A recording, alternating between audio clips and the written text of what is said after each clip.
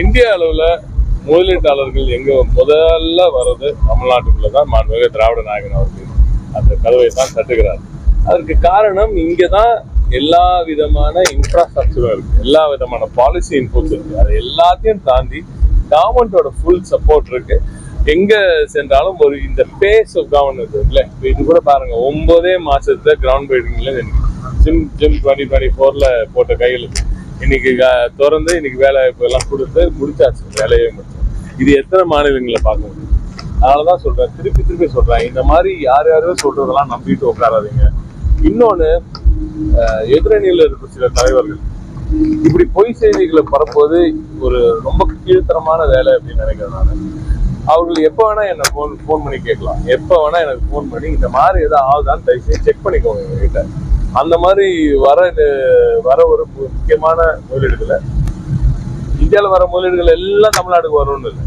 ஆனா நாம முடிவு பண்ணோம், நம்ம ஊருக்கு நம்ம தலைவர் எந்த இடத்துல யாருக்கு என்ன வேலை வாய்ப்பு கிடைக்குது, எப்படிப்பட்ட முதலீடு, அந்த முதலீட்டு மூலமா இங்க ஏற்கனவே இருக்கிற இன்ஃப்ராஸ்ட்ரக்சருக்கு இருக்கிற இண்டஸ்ட்ரிக்கு இன்னும் பிளஸ் கிடைக்குது.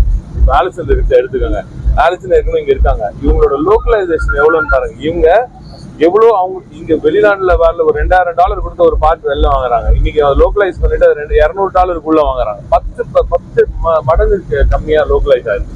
நம்ம ஊர்ல அதே குவாலிட்டியா இன்ஃபேக்ட் இவங்க என்ன சொல்றாங்கன்னா யூரோப்ல இருக்கிற குவாலிட்டியோட பெட்டரா தமிழ்நாட்டுல கிடைக்குதுங்க. என்ன எப்படி நீங்க பண்றீங்கன்னு தெரியலன்றாங்க. ஸோ அப்படி உலகமே கொண்டாடிட்டு இருக்கு.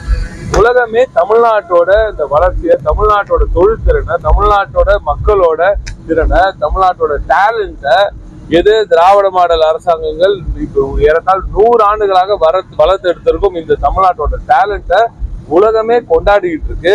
உலகத்துல இருக்க எல்லா முதலீட்டாளர்களும் இங்க படையெடுத்து வராங்க.